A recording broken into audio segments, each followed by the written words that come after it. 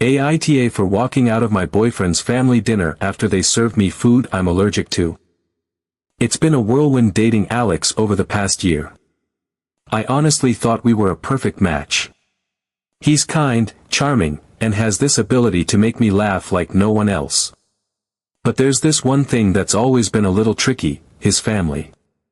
Don't get me wrong, they're not outright awful or anything, but they're a bit traditional, maybe even a little intense. I've been trying to navigate it all because I really love Alex, but this past weekend left me wondering if I'm truly welcome in their world. First, some background: I have a severe shellfish allergy. It's not just, oh, I'll get a rash, kind of severe, it's, one accidental bite and I'm being rushed to the ER, severe. I've had it my whole life, and I've always been hypervigilant about it. Alex knew this from the very beginning. It's one of the first things I told him when we started dating because I didn't want any awkward surprises if we ever went out to eat. Over time, I've also made it abundantly clear to his family. They love seafood, like, really love it. Every time I've visited, there's usually some kind of shrimp, lobster, or crab dish on the table. It's fine, I never expected anyone to completely change their eating habits for me. But I did expect a little consideration, you know. Anyway, last weekend, Alex's mom, Carol, invited me over for one of their big family dinners. It wasn't the first time I'd attended, but this one felt different. Alex made a point to say it was a really important dinner, and that his extended family would be there too. He said it was a great opportunity to bond with everyone.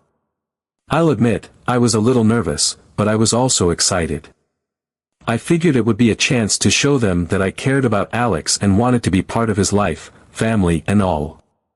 I spent way too long deciding what to wear, something casual but nice enough to make a good impression.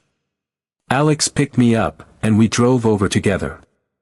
When we walked in, the house was bustling with activity. The smells wafting from the kitchen were, unsurprisingly, seafood heavy. I could already pick out the scent of shrimp and crab, which made me a little uneasy, but I tried to stay optimistic. Surely, they'd have at least one dish I could eat, right? We sat down at the dinner table, and as the dishes were brought out, it didn't take long for the reality of the situation to sink in. Every single plate, every single one, contained shellfish, save for a small, lonely salad that looked more like a garnish than an actual dish. The shrimp cocktail appetizers sat proudly in the center of the table, their vibrant pink color gleaming under the dining room lights. To their right, there were crab-stuffed mushrooms, boozing with cheese, and just beyond that, a steaming pot of lobster bisque filled the air with its unmistakable aroma. A massive platter of seafood pasta, adorned with clams, mussels, and shrimp, was set down with a flourish as if it were the piece de resistance. My stomach churned, not from hunger, but from the growing realization that there was nothing here for me. I glanced around the table, trying to steady my nerves. Everyone was chatting and laughing, their plates already being passed around. I took a deep breath and quietly leaned toward Carol, Alex's mom, asking as politely as I could, "Excuse me, is there anything here that I can eat?" My tone was measured, calm, almost hopeful. I didn't want to make a scene, and I certainly didn't want to come across as ungrateful. I just needed to know if they'd made any accommodations for me. Surely, they must have, right? I had been so clear about my allergy. Alex had been clear about it too. This wasn't new information. Her response, though, hit me like a punch to the gut. Without even looking up from her plate, she shrugged casually, as if I'd just asked her the most trivial question imaginable. "Oh, we didn't think it was that serious," she said. "Just pick it out. Just pick it out." My mind reeled. Pick it out. As if I could sift through the pasta or scoop the crab out of the mushrooms and somehow avoid the microscopic particles of shellfish that could send me straight to the hospital. My throat tightened, and I could feel my face growing hot. I was stunned, absolutely floored by her dismissiveness. I sat there, frozen for a moment, unsure of how to respond. I mean, what could I even say to that? I've explained my allergy countless times before. Alex has explained it, too. This wasn't some casual preference or picky eating habit. This was a severe, life-threatening allergy. I'd thought they understood that. Gathering myself, I tried again, this time a little more firmly but still as composed as I could manage. I can't just pick it out, I said, keeping my voice steady. Even a small amount of cross-contamination could trigger a serious reaction. It's not something I can take lightly. Carol rolled her eyes then. Rolled her eyes. As though I were being ridiculous, as though I were a child throwing a tantrum. She sighed heavily, her voice dripping with exasperation, and said, "You're being dramatic. It's not that big of a deal." I felt the weight of her words hit me like a ton of bricks. Dramatic? Not that big of a deal. Did she really think I was making this up? That I was exaggerating just to be difficult? I glanced around the table, hoping someone might step in, might offer even the smallest bit of support. My gaze landed on Alex. Surely, he'd say something. He knew better than anyone how serious this was. I searched his face, willing him to back me up, to defend me, to say something. But he just sat there, his eyes fixed on the table. He wouldn't even look at me. Finally, after what felt like an eternity, he muttered, "Let it go. It's not worth making a scene." I couldn't believe it. My own boyfriend, the person who's supposed to have my back, was siding with his mom, or, at the very least, wasn't standing up for me. I felt humiliated. There I was, sitting at a table full of people who clearly didn't care whether I could eat or not, being told I was too sensitive for not wanting to risk my life. I could feel tears welling up, but I didn't want to cry in front of them. I quietly excused myself, grabbed my coat, and left. When I got home, I tried to calm myself down, but my phone buzzed. It was Alex. I thought maybe, just maybe, he was checking to see if I was okay. Instead, his text read, "That was really rude of you to walk out like that. My mom was just trying to test your limits. You embarrassed me in front of my whole family." I stared at my phone in disbelief. Test my limits? What does that even mean? Is my life-threatening allergy some kind of game to them? Was this some method to see if I was strong enough to be part of their family? And how could Alex think I was the one in the wrong? I didn't even respond. I couldn't. I was too upset. I feel conflicted. Should I have stayed to avoid drama, or was I right to leave? Ida. Update 1. After everything that happened at the dinner, I spent a lot of time stewing over how I had been treated. The more I thought about it, the more I realized that Alex's family didn't just disregard my allergy, they flat out disrespected me. And Alex? He hadn't lifted a finger to defend me. The words his mom had used, testing my limits, echoed in my head like a bad song I couldn't shake. It wasn't just thoughtless behavior, it was deliberate. It was a game to her, a twisted way of asserting her dominance or seeing how far she could push me. For days, I replayed the scene in my head, thinking of all the things I should have said and wondering why I let myself be humiliated like that. But then something clicked. If they wanted to play games, fine, I could play too. If testing boundaries was their thing, then I'd test a few of my own. I wasn't going to sit back and take this anymore.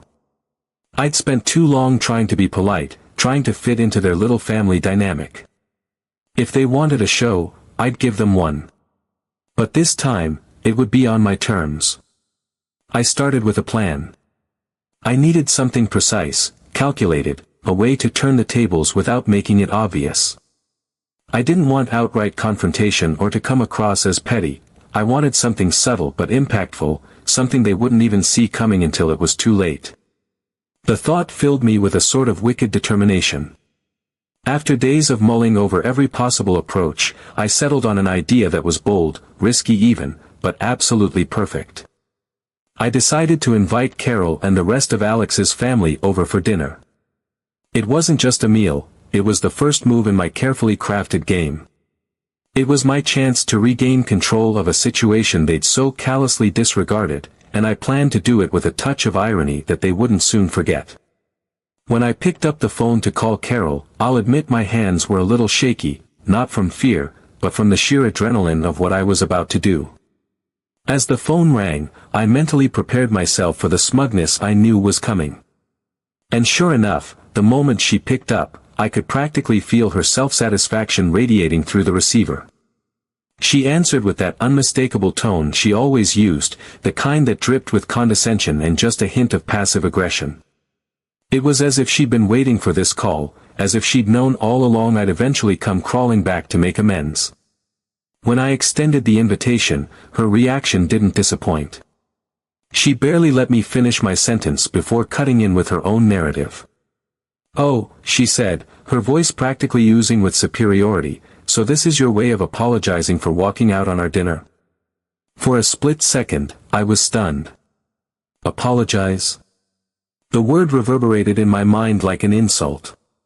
I could hardly believe her audacity. She truly thought I owed her an apology, for walking away from a table where my health and safety had been deliberately ignored. The nerve of it was almost laughable. Almost. But I didn't let my indignation show.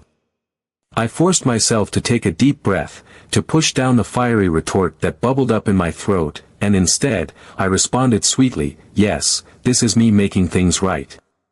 It wasn't an outright lie, but it wasn't the truth either. Carol didn't need to know that making things right had a completely different meaning in my mind. The sincerity in my voice seemed to please her. She let out a small, satisfied hum, as if she'd just been proven right about something. Then she launched into one of her little speeches, the kind that made it painfully obvious she thought she was in a position of authority over me. She went on about how I would need to try very hard to make up for my behavior and listed off all the ways I'd supposedly fallen short as a guest at her dinner. It was like she'd been rehearsing this moment, preparing a mental checklist of grievances to rattle off whenever I came groveling. I let her talk, biting my tongue and nodding along as though I were taking her words to heart. It was almost impressive how seriously she took herself, how completely she believed in her moral high ground. The more she talked, the more ridiculous her demands became.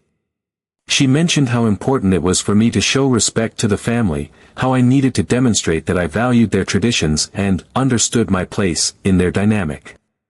That one almost made me laugh out loud. My place. What was this, the 1800s? But I kept my cool, masking my irritation with an air of docile agreement.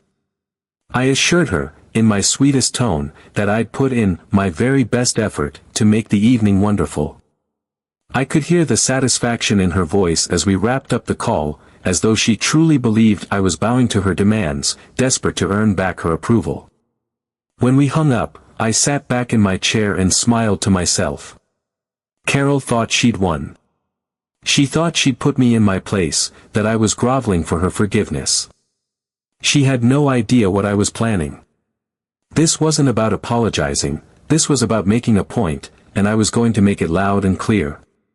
The next few days were a blur of preparation. I wanted every detail of this dinner to be perfect, not because I cared about impressing them, but because I wanted to set the stage for what was to come. I pored over recipes, shopped for ingredients, and spent hours tidying up my apartment. Every dish, every decoration, every little touch was calculated. I wanted them to feel like they were being treated to a lavish, thoughtful meal, something that would put their seafood-filled spread to shame. But there was one crucial twist to my plan, the part of the resistance, the menu.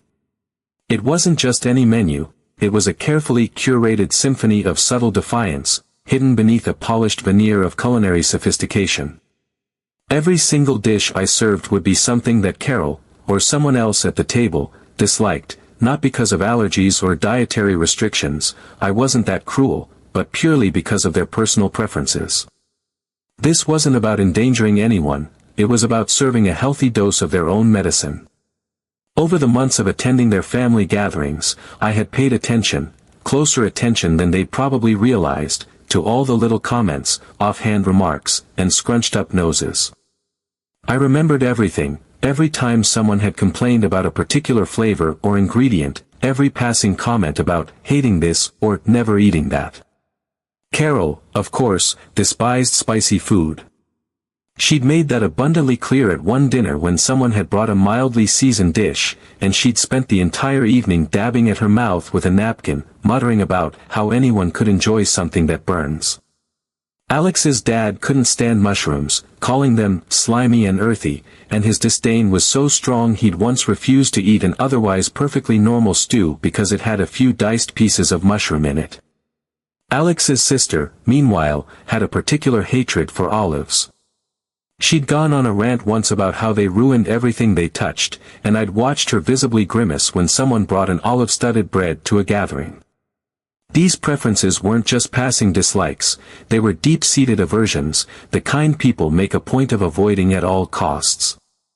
I remembered it all, filed it away, and now it was time to use it. The menu I crafted was nothing short of a masterpiece in passive aggressiveness, wrapped in a glossy facade of culinary ambition. For the appetizers, I chose stuffed mushrooms, beautifully golden and filled with a creamy, spicy chipotle aioli. The mushrooms were plump, earthy, and unapologetically present, paired with a kick of heat that would make Carol's taste buds squirm. For the main course, I selected a rich puttanesca pasta, unapologetically loaded with olives, capers, and anchovies. The sauce was bold and unapologetic, the olives prominent enough that no one could avoid them.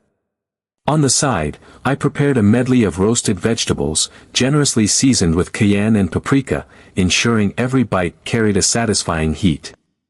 And then came dessert, a tiramisu soaked in an extra-strong coffee liquor, with layers so rich and intense that one bite would be more than enough for anyone who wasn't a fan of strong coffee flavors. Carol had once mentioned in passing how she couldn't stand coffee-flavored desserts because they were too bitter. Perfect. What made this even more satisfying was the fact that nothing I was serving was technically offensive or outright inappropriate. Every dish was meticulously crafted, beautifully presented, and absolutely edible, just not to their tastes. It wasn't like I was sabotaging the food or putting inedible ingredients in it. On paper, everything sounded like a gourmet dream. But for them, it would be a nightmare on a plate. And to ensure the full effect, I made a conscious decision to offer no alternative dishes. No backup plan. If they wanted to eat, they'd have to eat what I served, or go hungry. Simple as that.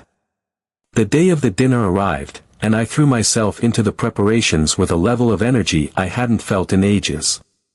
I wanted everything to be absolutely perfect. The table was set with fresh flowers in delicate vases, tall, elegant candles, and my best dinnerware. I arranged the plates and glasses with meticulous care, making sure everything looked like it belonged in a magazine spread. I wanted the presentation to be flawless, so flawless that they wouldn't suspect a thing until it was far too late. When they arrived, I greeted them with the warmest smile I could muster, my tone syrupy sweet, dripping with charm. Carol, as expected, walked in like she owned the place, her eyes scanning the room as though she were inspecting it. She immediately commented on how nice everything looked, her tone almost begrudging, as if admitting I'd done a good job paying her.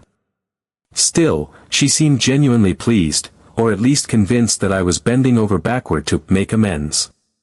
I could see it in the way her shoulders relaxed, in the slight smirk on her face. She thought she'd won. She thought I'd finally folded, that I'd given in to her narrative of needing to apologize and prove myself. It took everything in me not to laugh.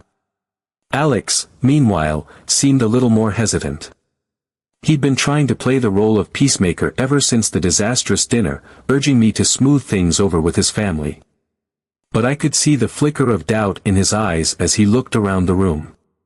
Maybe it was the way I was just a little too cheerful, or maybe it was the slight edge in my voice that only he could detect. Whatever it was, I could tell he felt something was off. Still, he didn't say anything. He just followed his mom's lead, taking a seat at the beautifully set table and giving me a tight, uncertain smile. As I began bringing out the dishes, I watched their reactions closely. Carol's smile faltered ever so slightly when she caught a whiff of the stuffed mushrooms, but she quickly masked it, clearly determined not to give me the satisfaction of a visible reaction. Alex's dad stared at the mushrooms for a moment, his jaw tightening, before taking a small, reluctant bite. Alex's sister hesitated when she saw the olives in the pasta, her face twisting in a way that made it clear she was trying to figure out how to avoid eating them without making a scene. It was subtle, so subtle that an outsider might not have noticed, but I saw it all. I saw the discomfort, the forced politeness, the tiny cracks in their carefully curated facades. And it was everything I had hoped for. By the time dessert was served, I could tell they were ready to leave. Carol, still trying to maintain her composure, complimented me on the effort I'd put in, though her tone was strained. Alex looked like he wanted to say something but thought better of it. As they filed out the door, I thanked them profusely for coming and waved them off with a smile. As I closed the door behind them, I couldn't help but laugh to myself. They thought they'd won, that I'd rolled over and accepted their treatment. But the truth was, I'd just shown them exactly what it felt like to have their preferences and comfort disregarded. They'd wanted to test my limits, well, I'd tested theirs. And I had a feeling they wouldn't be so quick to dismiss me next time. Update 2. The next day, I got a message from Carol. I wasn't surprised, part of me had expected some kind of follow-up, though I hadn't anticipated how brazen it would be. The tone of her message was dripping with self-righteousness and condescension, as though she was still determined to position herself as the victim in this ongoing saga. She started by accusing me of cooking an entire meal of dishes they didn't like. According to her, none of them had been able to eat much because everything was so unpleasant. She went on to say that my poor choices as a hostess showed a clear lack of understanding about their family's tastes and preferences. And then came the kicker, she said she would have to step in and teach me how to cook the kinds of dishes they liked. I had to read the message twice to make sure I wasn't imagining it. Teach me how to cook dishes they liked. After everything? The audacity was almost too much to process. At first, I was stunned. How could someone so blatantly disrespectful have the gall to lecture me about hospitality? But then, the absurdity of it all hit me, and I started laughing. It wasn't just audacious, it was delusional. She genuinely believed she had the moral high ground, that I should be grateful for her unsolicited guidance after they had intentionally excluded me from their meal and dismissed my allergy as not serious. I couldn't let it slide. I responded with honesty, plain and simple. I told her that, yes, I had intentionally prepared dishes they didn't like. I explained that it was meant to give them a small taste, pun very much intended, of what it felt like to sit at a table where every single dish was unappealing, where the host had gone out of their way to disregard personal preferences. I laid it out clearly, my dinner was a deliberate mirror of their behavior, designed to make a point. Carol's response came quickly, and it was as predictably dismissive as I expected. She accused me of being petty and immature, calling the dinner a poorly executed stunt and insisting that it was just another test of your boundaries. That phrase again, testing boundaries. It seemed to be her favorite excuse for all her bad behavior, her go-to justification for crossing the line and then acting outraged when anyone called her out. But this time, I wasn't going to let it slide. I replied calmly, explaining that if this was about testing boundaries, then I had simply turned the tables.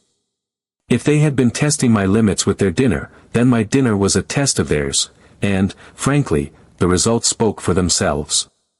I pointed out that their discomfort and dissatisfaction mirrored exactly how I'd felt when I was served a table full of shellfish and told to just pick it out. If they hadn't liked my cooking, perhaps they could reflect on how their actions had made me feel in a far more dangerous and hostile situation. Her response was slower this time, and when it came, it was shorter too. She dismissed my explanation outright, insisting that my behavior was childish and that I clearly wasn't ready to be part of their family. She ended her message with a curt warning that I had a lot of growing up to do if I ever hoped to fit in. The sheer hypocrisy of it was staggering, and though her words were meant to sting, I found myself laughing again. Carol might have thought she'd gotten the last word, but as far as I was concerned, the conversation was over. I had done exactly what I set out to do. I'd made my point, loud and clear, and whether Carol wanted to admit it or not, she and her family had been forced to confront their own behavior, even if only for a moment. Their discomfort at my dinner spoke volumes, and while they might never acknowledge the lesson, I knew I'd delivered it. For the first time in my relationship with Alex and his family, I felt like I'd reclaimed my voice. They had tested my boundaries, but this time, I hadn't just stood my ground, I'd pushed back. And it felt good.